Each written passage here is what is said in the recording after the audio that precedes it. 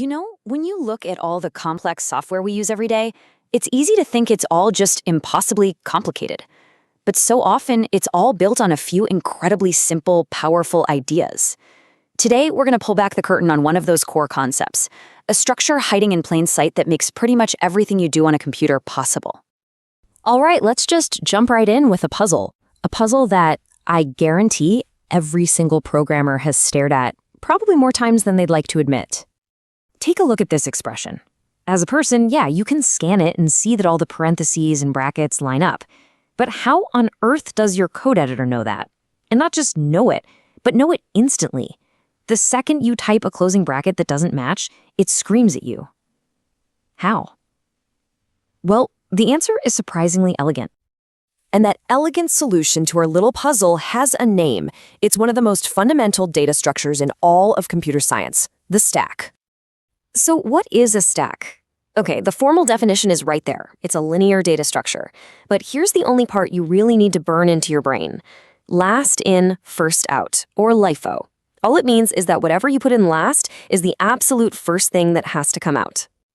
And to make that idea crystal clear, just imagine a stack of dinner plates. You put one down, then you put another on top of it, and then another. Now, when you need a plate, you're not going to try to yank one out from the bottom, are you? Of course not. You take the one right off the top, the very last one you put on.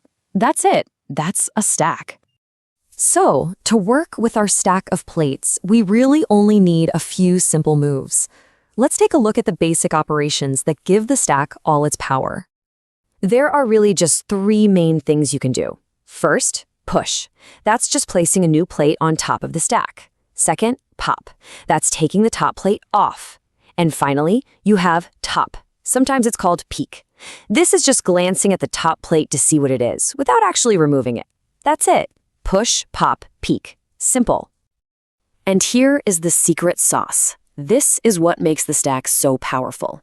Each of those operations, push, pop, and peek, takes what we call constant time, or O1. Now what that means is, it doesn't matter if your stack has 10 items or 10 times million items.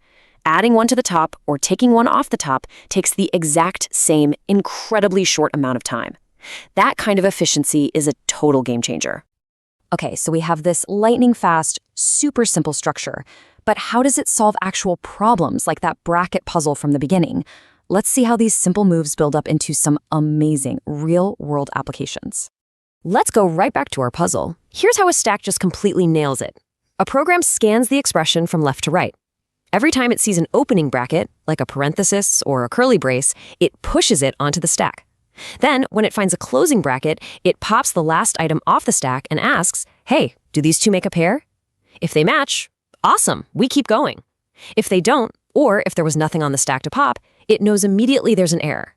And if it gets all the way to the end and the stack is totally empty, boom, perfectly balanced. It's so clever.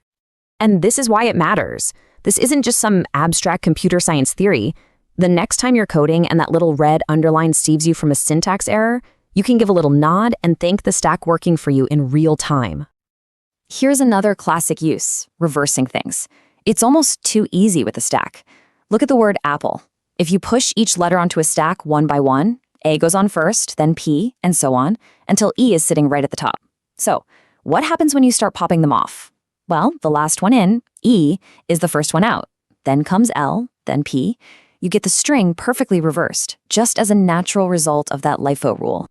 Stacks are also the engine behind how computers chew through complex math. They often convert equations into something called postfix notation, then use a stack to solve them piece by piece.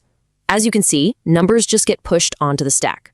Whenever an operator like a plus sign shows up, the program just pops the last two numbers, does the math, and pushes the result right back on. It's a really methodical process that makes tricky calculations totally manageable. But perhaps the stack's most fundamental role is one you rarely even see. It's how your programs manage function calls.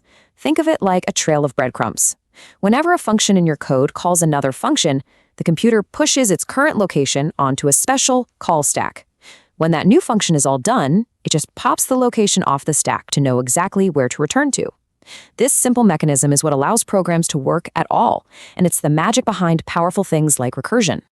Now, as powerful as the stack is, it's not the right tool for every single job. Like any good tool, it has very specific strengths and some weaknesses you need to know about. So it's really all about a trade-off. On the plus side, it's simple to get your head around, it's insanely fast, and it's efficient with memory. But its biggest strength is also its biggest weakness. You can only access the very top item.